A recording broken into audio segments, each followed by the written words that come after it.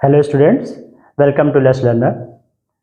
पिछले वीडियो में Fermi level की सारी चीज़ें एक्सप्लेन कर दी गई थी। ठीक है, अब उसके आगे चलते हैं तो नया जो टॉपिक है that is now PN junction. ठीक है, यानी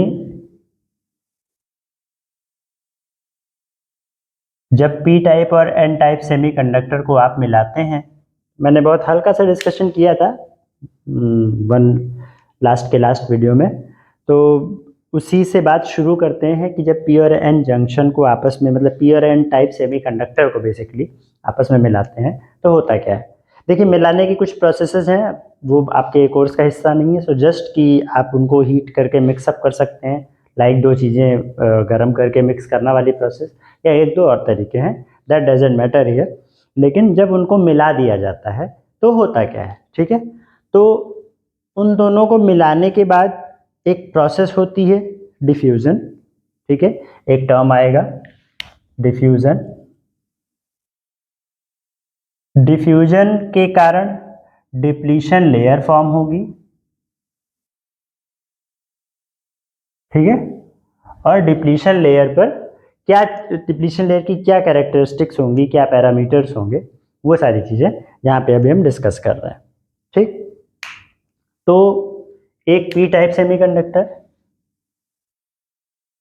और एक एन टाइप सेमीकंडक्टर को आपने मिला दिया।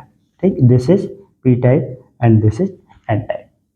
अब जाहिर सी बात है, जब सेमीकंडक्टर के बारे में बताया गया था कि एन टाइप में आपके इलेक्ट्रॉन्स ज़्यादा क्रिएट होते हैं।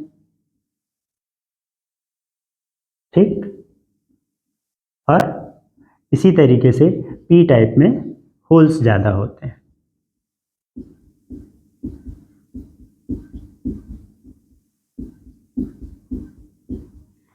मैंने नंबर्स इक्वल रखे हैं ताकि आपको एक बेसिक आइडिया रहे कि हम कितने अमाउंट की और कितने रेशियो की बात कर रहे हैं। ठीक है, अब पी टाइप में होल्स ज़्यादा हैं, इसका ये मतलब कतई नहीं है कि यहाँ इलेक्ट्रॉन नहीं होंगे, कुछ बहुत कम अमाउंट ऑफ इलेक्ट्रॉन यहाँ होंगे। ठीक है, इसी तरीके से एन टाइप में अगर इलेक्ट्रॉन्स ज़्यादा हैं तो ये जब सेमीकंडक्टर फॉर्म होता है तो ये सारी चीज़ें उसमें डिटेल में डिस्कस की जाती हैं कि ज़रूरी नहीं है कि यहाँ पर सिर्फ इलेक्ट्रॉन्स जनरेट होंगे, कुछ बहुत स्मॉल अमाउंट ऑफ होल्स इसमें भी हो सकते हैं। ठीक है, यानी हम ये कह सकते हैं कि इसमें कुछ अमाउंट ऑफ होल्स और इसमें कुछ अमाउंट ऑफ इलेक्ट्रॉन्स ये कहीं ना कहीं एग्जिस्ट कर रहे हैं। ठीक है, कलर से शो करने का मतलब ये है कि रेड कलर जिससे मैं लिख रहा हूं, this is minority carrier, minority charge carrier, और अगर मैं ब्लैक से लिखूंगा तो इसका मतलब होगा majority charge carrier, majority charge carrier. ठीक है, यानी जो माइनॉरिटीज हैं उनके बारे में बहुत चिंता करने की ज़रूरत नहीं है, जो आपकी मेजॉरिटी है वो ही ज़्यादा से ज़्यादा परफॉर्मेंस करेगी, उसी के बारे में ज़्यादा से ज़्यादा बातें होंगी। लेकिन मेजॉरिटी और माइनॉरिटी दोनों की एग्जिस्टेंस इस सोसाइटी में एक साथ है। ठीक है, अब इसके बाद बात आती है कि अब होगा क्या, मिला दिया तो अब होगा क्या। ठीक है, एक टर्म है कंसंट्रेशन ग्रेडियंट। ठीक है, यानी कंसंट्रेशन ग्रेडियंट मतलब दो लोकेशंस ऐसी हैं जहां पर कंसंट्रेशन की वैल्यूज में डिफरेंस है। ठीक, यानी अगर इस केस में देखें तो यहाँ पर होल्स का कंसंट्रेशन ज़्यादा है, यहाँ पर होल्स का कंसंट्रेशन कम है, यहाँ पर इलेक्ट्रॉन्स का कंसंट्रेशन ज़्यादा है, यहाँ पर कम है। So this condition of different concentration values is called concentration gradient. ठीक है, यानी इलेक्ट्रॉन्स और होल्स का कंसंट्रेशन ग्रेडियंट होने के कारण अब एक नेचुरल टेंडेंसी होगी कि इलेक्ट्रॉन ज़्यादा कंसंट्रेशन से लो, इलेक्ट्रॉन ज़्यादा कंसंट्रेशन से लो की ओर जाएगा और होल ज़्यादा कंसंट्रेशन से लो की ओर आएगा। यानी कुल मिला के इधर से इलेक्ट्रॉन्स, ठीक है, इलेक्ट्रॉन्स इधर से मूव करना शुरू करेंगे और होल्स इधर से मूव करना शुरू करेंगे। ठीक है, ये होल्स की डायरेक्शन हो गई, ये इलेक्ट्रॉन्स की डायरेक्शन हो गई। जैसे ही मिलाएंगे ये प्रोसेस शुरू होती है। ठीक है, अब चलती रहेगी। तो जब तक ये प्रोसेस चल रही है, यानी जब तक चार्ज कैरियर्स चल रहे हैं, तब तक इसमें कुछ ना कुछ करंट फ्लो हो रही है, क्योंकि चार्ज कैरियर्स मूव कर रहे हैं। इलेक्ट्रॉन का मूव होना ही करंट है। ठीक है, तो जब भी ये चार्ज कैरियर्स मूव कर रहे हैं, यानी इलेक्ट्रॉन मूव कर रहे हैं, तो इलेक्ट्रॉन के मूवमेंट के कारण, यानी मेजॉरिटी चार्ज कैरियर के मूवमेंट के कारण एक करंट कॉन्स्टिट्यूट होती है। Process of movement of charge carriers due to concentration gradient is called diffusion। ठीक है, ये दोनों चीजें आपस में एक दूसरे से जुड़ी हुई हैं। Concentration gradient of electron and hole, और इसके कारण जो प्रोसेस होती है उस प्रोसेस को कहते हैं डिफ्यूजन। ठीक है, प्रोसेस क्या होती है? Movement of charge carriers, movement of electrons and holes due to concentration gradient is called diffusion.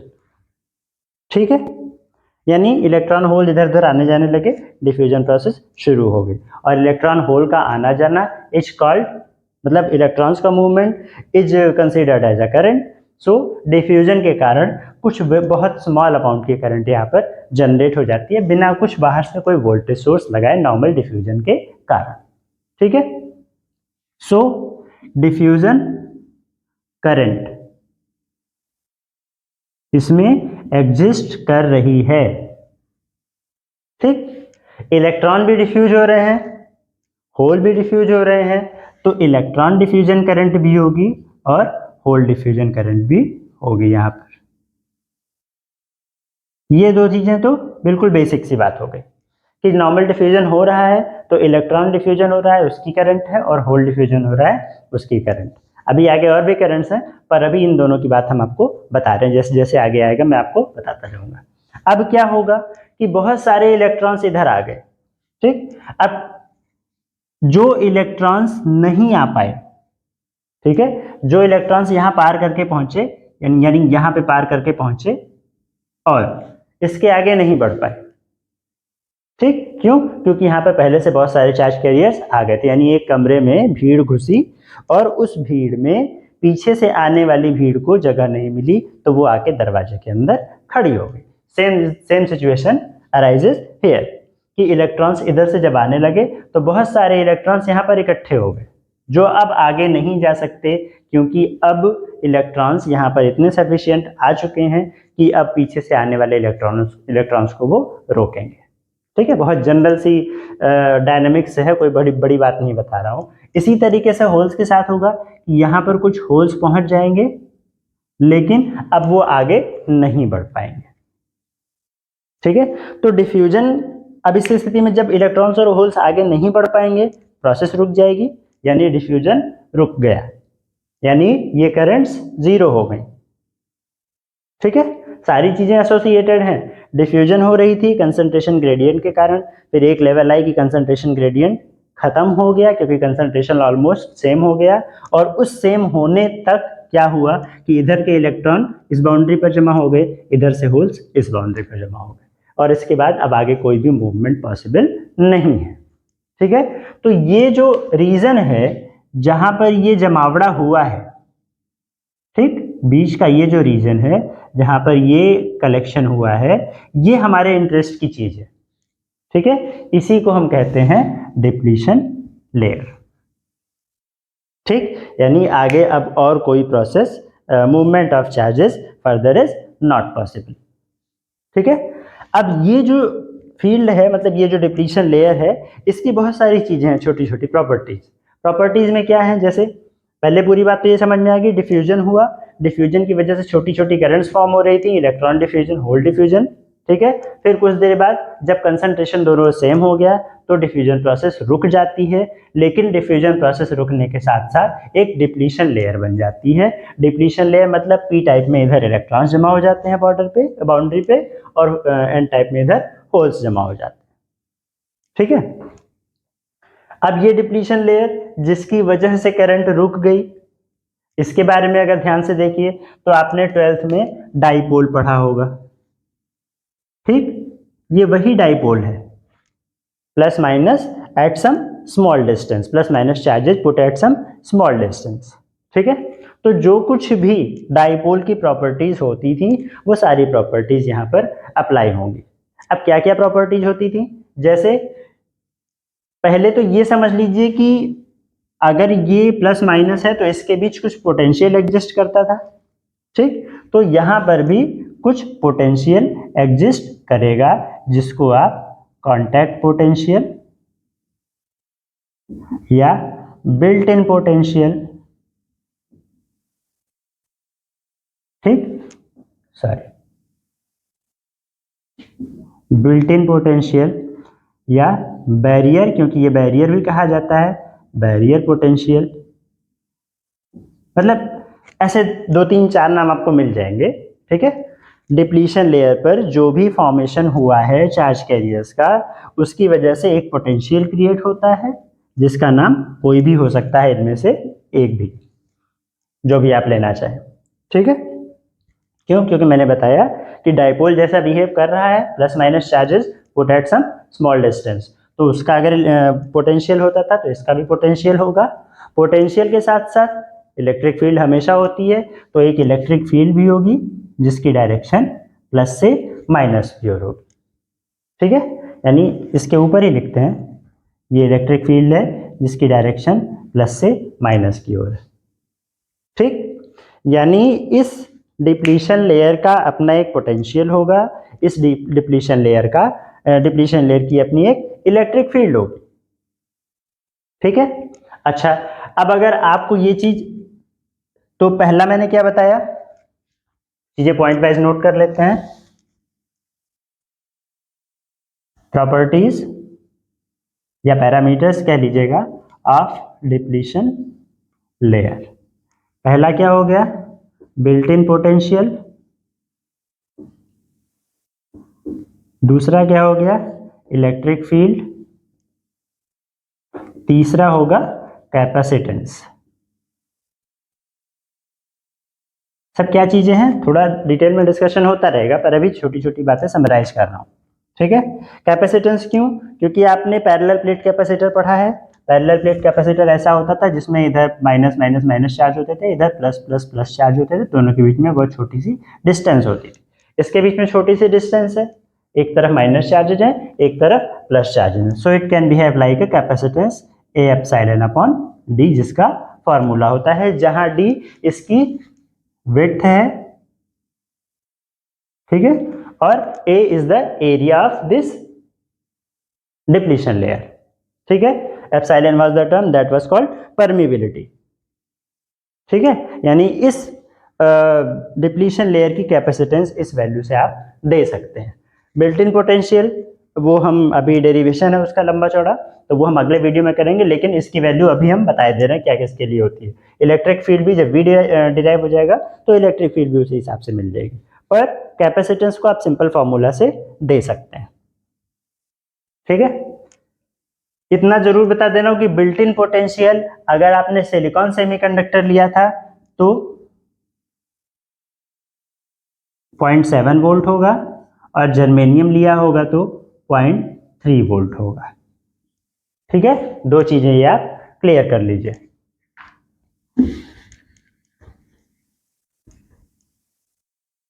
ठीक, अच्छा, अब बात को थोड़ा सा और ध्यान से देखने की है कि जब करंट फ्लो हो रही थी और करंट अचानक से रुक गई, तो ये भी कह सकते हैं कि बीच में कोई रेजिस्टेंस आ गया।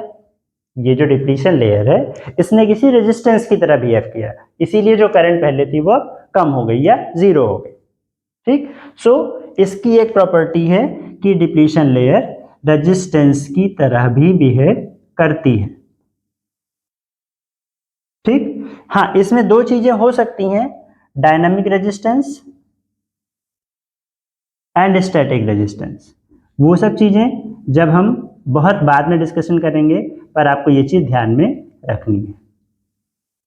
ठीक है, डायनामिक एंड स्टैटिक रेजिस्टेंस, यानी जंक्शन की ये 4 प्रॉपर्टीज एटलीस्ट आपको पता होनी चाहिए कि प्लस माइनस चार्ज कैरियर्स का एक बंच है, एक ऑर्डर में अरेंज हुआ है, तो उस ऑर्डर की वजह से, क्योंकि वो डाइपोल फॉर्म करता है, इसलिए उसका एक बिल्ट इन पोटेंशियल भी होगा, डायपोल के दोनों चार्जेस के बीच कुछ ना कुछ पोटेंशियल होता है। बिल्ट इन पोटेंशियल, अगर ये मटेरियल सिलिकॉन था तो 0.7 वोल्ट, जर्मेनियम था तो 0.3 वोल्ट, ठीक है। और फिर उसके बाद अगर पोटेंशियल है तो इलेक्ट्रिक फील्ड भी होगी जिसकी डायरेक्शन प्लस से माइनस की ओर होगी, not from P to N, but यहाँ के प्लस से यहाँ के डिप्लीशन लेयर के ही प्लस से डिप्लीशन लेयर के ही माइनस की ओर, ठीक है। देन कम्स कैपेसिटेंस, क्योंकि ये पैरेलल प्लेट कैपेसिटर जैसा है तो पैरेलल प्लेट कैपेसिटर वाला फॉर्मूला यहाँ पे अप्लाई हो सकता है इस डिप्लीशन लेयर की कैपेसिटेंस बताने के लिए। And then comes resistance, because the current comes to zero, so there must be something that is providing a resistance to that current, ठीक। तो ये सब हम धीरे धीरे डिस्कस करते रहेंगे, ठीक है। और हाँ, सबसे इंपॉर्टेंट चीज जो मैंने यहाँ बताई है, ये बहुत ध्यान रखने की है कि इस सिचुएशन में electron diffusion current and hole diffusion current is considered, ठीक। एक और चीज है, मतलब इतनी सारी बातों के अलावा जो इसके आगे की बात है, that is there comes a term drift, ठीक है। ड्रिफ्ट कहां से आता है? अब क्योंकि यहां पर इलेक्ट्रिक फील्ड एग्जिस्टिंग है, डिफ्यूजन बंद हो चुका है, ठीक है, लेकिन ड्रिफ्ट एक ऐसा टर्म है कि अगर आप इसी सिलिकॉन सेमीकंडक्टर को ही अगर आप टेम्परेचर देते तो क्या होता है कि इलेक्ट्रॉन्स रैंडमली भागना शुरू कर देते, ठीक। यानी अगर हम ड्रिफ्ट समझाने की मैं कोशिश कर रहा हूं कि अगर किसी भी सेमीकंडक्टर को जिसमें इलेक्ट्रॉन्स हो, मतलब अगर वो एक्सट्रिंसिक है तभी की बात कर रहा हूं कि उसमें इलेक्ट्रॉन्स को अगर थोड़ा टेम्परेचर दे दिया जाए तो उस टेम्परेचर की वजह से वो इधर उधर भागना शुरू कर देते हैं। यानी इधर उधर मतलब कोई डायरेक्शन नहीं होती, यानी इलेक्ट्रॉन अगर यहाँ बैठा था उसको आपने बाहर से टेम्परेचर दिया, इधर गया, इधर आया, इधर आया, इधर आया, इधर गया, ठीक। मतलब और ये क्यों होता है? क्योंकि आसपास बहुत सारा स्ट्रक्चर है, क्रिस्टल है, लैटिस है, आसपास के एटम्स हैं, मतलब एक क्लोज स्ट्रक्चर है, कंडेंस स्ट्रक्चर है, तो उस स्ट्रक्चर की वजह से इलेक्ट्रॉन जहां भी जाता है वहां से स्ट्राइक होता है, स्ट्राइक होके फिर दूसरी डायरेक्शन में जाता है। जस्ट लाइक कि आप भीड़ में जब चल रहे होते हैं, ठीक है, एकदम कह लीजिए एकदम पैक्ड भीड़ है, तो उस पैक्ड भीड़ में क्या होगा, आप एक डायरेक्शन में तो चल नहीं पाएंगे, इधर जाएंगे, कोई हल्का सा पुश करेगा आप इधर हो गए, उधर से किसी ने पुश किया इधर हो गए, हो सकता है थोड़ा सा पीछे आ जाए, हो सकता है फिर अचानक से आगे चले जाए, that is called a zigzag motion, ठीक, जिगजैग मोशन, ठीक है। तो इस जिगजैग मोशन की वजह से इलेक्ट्रॉन मोशन तो कर रहा है पर एक पर्टिकुलर डायरेक्शन में, अगर इस वेलोसिटी का कंपोनेंट, मान लीजिए ये डायरेक्शन आप कंसीडर करिए, इस वेलोसिटी का कंपोनेंट इस डायरेक्शन में आप निकाल सकते हैं, ठीक है। ऐसे ही जितनी वेलोसिटी है सबका कंपोनेंट अगर इस डायरेक्शन वाला आप निकालें तो ये पता चलेगा कि net velocity in a particular direction is 0, ठीक है। अब अगर ये बात नहीं समझ आई तो आप ऐसे समझिए कि जैसे आप ये कहते हैं कि अगर एक ही जगह से चलना शुरू करें और घूमते घूमते वापस उसी जगह पे आ जाए तो आपका नेट डिस्प्लेसमेंट कितना हुआ? 0। मोशन तो आपने किया, डिस्टेंस तो आपने कवर की, बट डिस्प्लेसमेंट इज 0, ठीक है। तो स्पीड तो इस इलेक्ट्रॉन की थी, ठीक है। अब डिस्प्लेसमेंट और डिस्टेंस में क्या डिफरेंस है कि डिस्प्लेसमेंट आपकी वेक्टर क्वांटिटी है और डिस्टेंस आपकी स्केलर क्वांटिटी है, हाँ, डिस्टेंस आपकी स्केलर क्वांटिटी है, ठीक है। तो उसी तरीके से स्पीड और वेलोसिटी है कि इस इलेक्ट्रॉन की स्पीड तो थी लेकिन वेलोसिटी 0 हो जाती है क्योंकि ये वेक्टर क्वांटिटी है, तो इसमें आप डायरेक्शन कंसीडर करते हैं। दैट मीन्स कि net velocity of this electron in this zigzag motion is 0। अभी हमने टेम्परेचर अप्लाई किया था, ठीक, तो उसको कोई डायरेक्शन नहीं मिल रही थी। एक्चुअल में इसी मोशन को ड्रिफ्ट कहते हैं, ठीक है। Drift is the this process of zigzag motion of that electron, ठीक है। अब क्या बात हो गई कि अभी तक हमने टेम्परेचर की बात की थी, अब हम कह रहे हैं कि हमने इलेक्ट्रिक फील्ड अप्लाई कर दी, तो इलेक्ट्रिक फील्ड अगर अप्लाई कर दी तो इलेक्ट्रॉन को मोशन के लिए एक पर्टिकुलर डायरेक्शन मिल गई कि उसको पता है कि प्लस वाले से माइनस वाले की ओर ही जाना है, ठीक है। तो उस सिचुएशन में एक नेट वेलोसिटी जो 0 मिल रही थी अभी तक थर्मल वाले केस में, अब इस सिचुएशन में आपको कुछ नेट वेलोसिटी की वैल्यू मिलेगी, ठीक है। तो इसी से रिलेटेड एक छोटा सा कंसिडरेशन है, अब ये भी समझ लीजिए यहाँ पर बीच में कि अगर डिफ्यूजन के कारण इलेक्ट्रॉन फ्लो हो रहा था और करंट बन रही थी, ठीक है। तो ड्रिफ्ट के कारण भी इलेक्ट्रॉन का फ्लो होना करंट कंसीडर किया जाता है, ठीक है। यानी अगर अब ये तो बात हमेशा एक साथ चलती रहेगी कि जहां इलेक्ट्रॉन की आप बात करेंगे सेमीकंडक्टर में, वहां होल अपने आप बात करने के लिए खड़ा हो जाएगा, मतलब उसको आप टॉलरेट नहीं कर सकते, ठीक है। So electron diffusion current, hole diffusion current, and then comes electron drift current and hole drift current, ठीक है। यानी एक सिंपल सेमीकंडक्टर में पीएन जंक्शन में जिसको जब आपने पी और एन को मिलाया then it is called a PN junction. तो पीएन जंक्शन में बेसिकली 4 टाइप की करंट्स एग्जिस्ट करती हैं, electron diffusion, hole diffusion, electron drift and hole drift, ठीक है। और ये भी है कि net current due to a single charge carrier will be zero without applying any bias. ये चीजें आगे हम प्रूव करेंगे, मैं आपको अभी बता रहा हूं। यानी जब आप इसको कुछ भी सोर्स नहीं दे रहे हैं, कोई वोल्टेज नहीं दे रहे, एकदम नॉर्मल सिचुएशन में है, तो क्या होगा कि एक पर्टिकुलर टाइप के चार्ज कैरियर के कारण, यानी अगर आप तो इलेक्ट्रॉन को उठा लीजिए या होल को उठा लीजिए, तो उसकी जो दोनों करंट्स हैं, यानी ये दोनों और ये दोनों, इनका जो टोटल एडिशन होगा, टोटल सम करेंगे तो वो जीरो मिलता है। It will be proved further, ठीक है। अभी कुछ वैल्यू मिलेगी, फिर कभी जीरो मिलेगा, सिचुएशनल है, ठीक है। सारी चीजें अलग अलग एक्सप्लेन करते रहेंगे, ठीक है। तो अब बताने वाली बात ये है,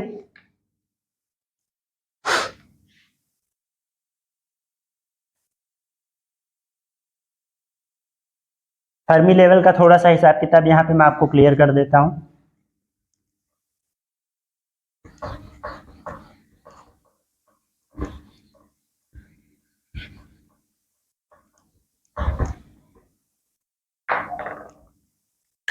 ये सब बताया जा चुका है कि पी टाइप में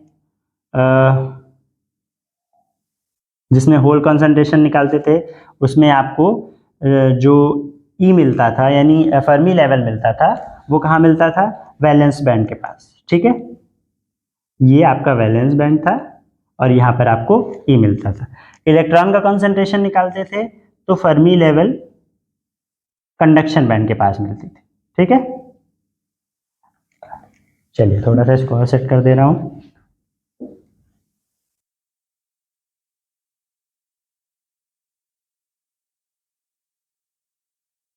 ठीक, अब मैं डायग्राम बना देता हूं, फिर आपको बात समझ में आएगी।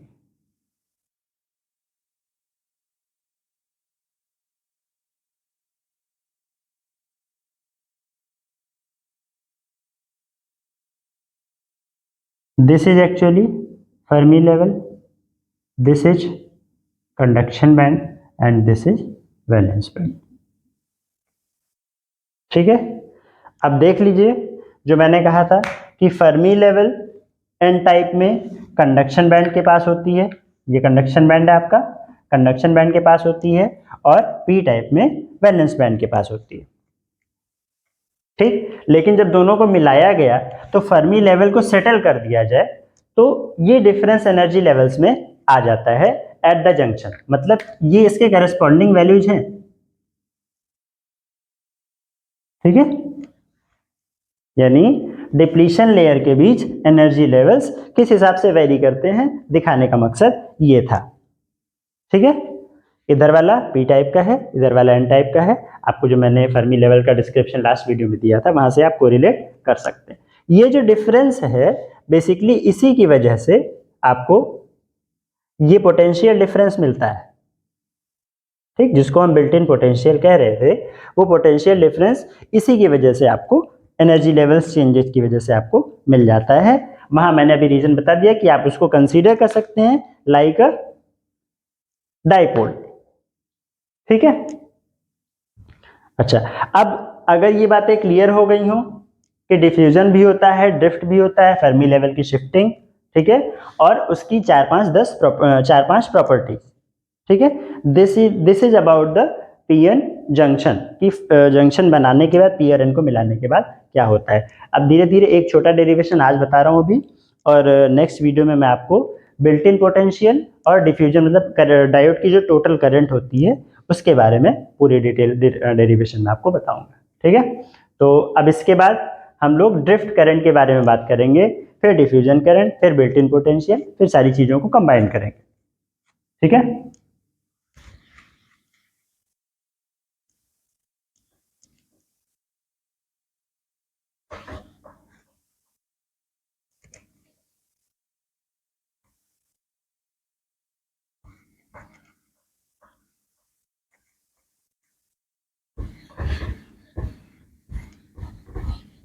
अब देखिए कंसीडरेशन छोटा सा है कि एक वायर ले लिया जाए।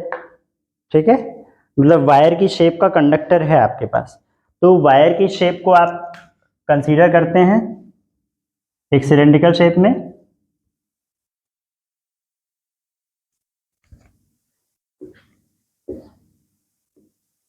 ड्रिफ्ट करंट और इसके साथ साथ इसमें मोबिलिटी एंड कंडक्टिविटी आपको स्टेपनी में दिए जाएंगे।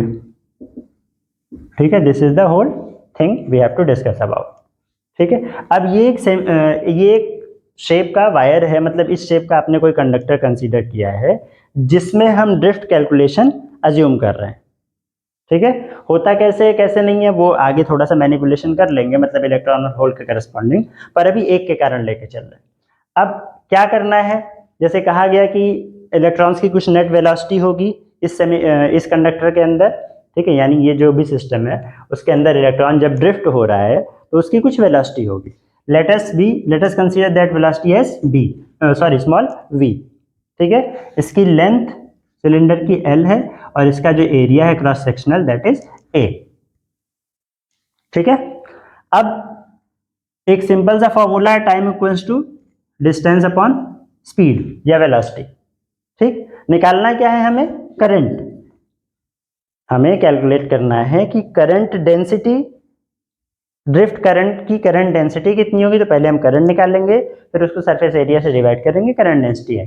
करंट निकालने के लिए हमें क्या करना है, total amount of charge upon time, ये आपको पता है। टोटल अमाउंट ऑफ चार्ज निकालने के लिए नंबर ऑफ चार्जेस इनटू एक इलेक्ट्रॉन का चार्ज अपॉन टाइम। ठीक है, नंबर ऑफ चार्जेस यानी चार्ज कॉन्सेंट्रेशन की बात करेंगे, चार्ज कॉन्सेंट्रेशन से शुरू करेंगे, उससे नंबर ऑफ चार्जेस ले लेंगे, नंबर ऑफ चार्जेस मिल जाएगा तो आपको क्यू की वैल्यू मिल जाएगी, टी की वैल्यू आपने यहाँ लिख ली है, then it will be sorted out.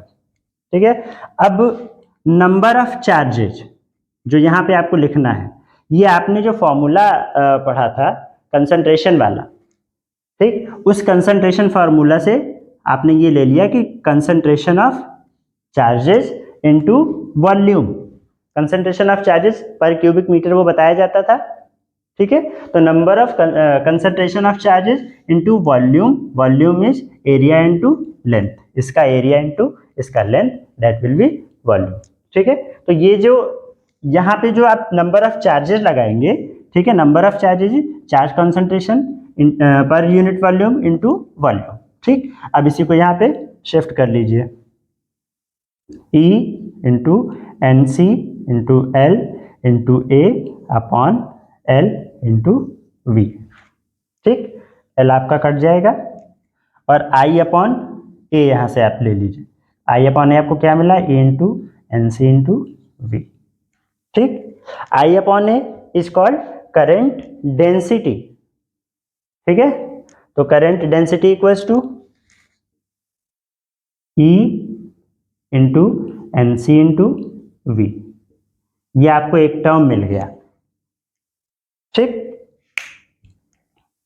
ये आपको एक टर्म मिल गया ड्रिफ्ट करंट डेंसिटी के लिए किसी एक टाइप के चार्ज कैरियर के लिए। अब इसको इलेक्ट्रॉन और होल के करस्पॉन्डिंग आप चेंज कर सकते हैं। ठीक है, इसके साथ एक चीज लिखी हुई है मोबिलिटी। मोबिलिटी बस केवल डेफिनेशन वाइज आपको बता रहा हूं, mobility is given by mu and that is drift velocity पर यूनिट इलेक्ट्रिक फील्ड। मोबिलिटी की डेफिनेशन है ड्रिफ्ट वेलोसिटी पर यूनिट इलेक्ट्रिक फील्ड, यानी v इक्वल्स टू यहां से आप कंसीडर कर सकते हैं म्यू इंटू ई। ठीक, so you can put it here and then write j equals to e into N C into mu into. ठीक, इतने में कोई कंफ्यूजन? जी into J, E into N C into mu into ई। अब इसी चीज को अगर आप इलेक्ट्रॉन और होल के लिए अलग अलग लिखेंगे तो यहां पर आपने जो कंसंट्रेशन कंसीडर किया है वो, और मोबिलिटी, इलेक्ट्रॉन और होल की मोबिलिटी दोनों अलग अलग हो जाएगी। मोबिलिटी है क्या चीज?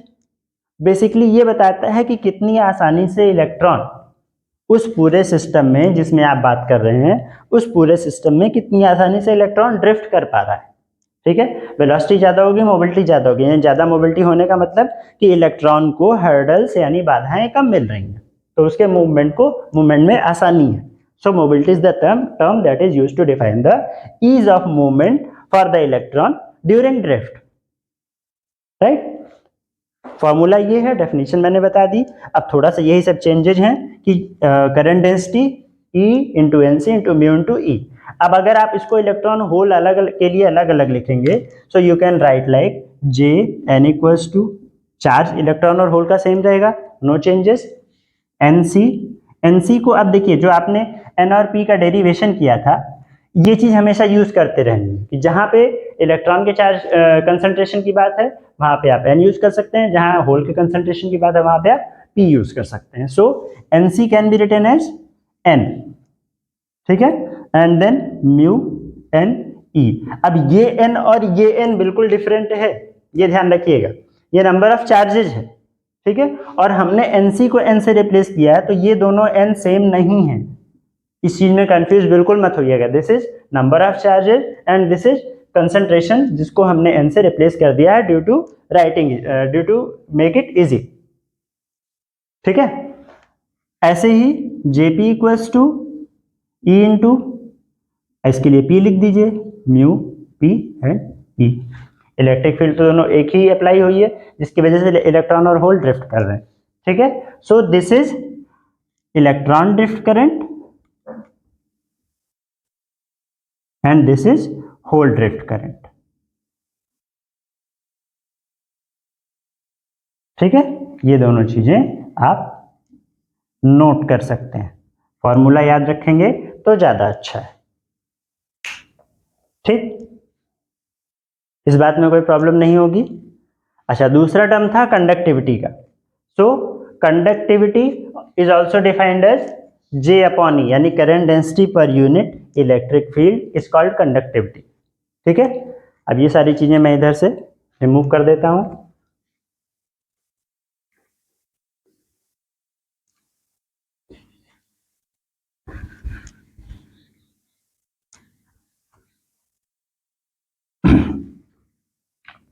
conductivity is given by sigma and it is written as J upon E, ठीक है। J upon E यहां से आप लिख सकते हैं sigma equals to E into N C into mu, ठीक है, यानी sigma N E into N into mu N and sigma P equals to E into P into mu P, ठीक। ये भी दोनों चीजें बहुत सिंपली रिड्यूस की जा सकती हैं। सो मोबिलिटी एंड कंडक्टिविटी, छोटे छोटे क्वेश्चंस में 1 नंबर 2 नंबर में ये आपसे पूछ सकता है, कोई बड़ी बात नहीं है, इसलिए उसको आप इजीली प्रिपेयर कर सकते हैं, ठीक है। अब आगे मैं यहाँ बहुत ज़्यादा अटेंशन नहीं दूंगा आपको, ये बेसिक बातें थी। ड्रिफ्ट करंट की बात हो गई, अगले वीडियो में डिफ्यूजन करंट और बिल्ट इन पोटेंशियल।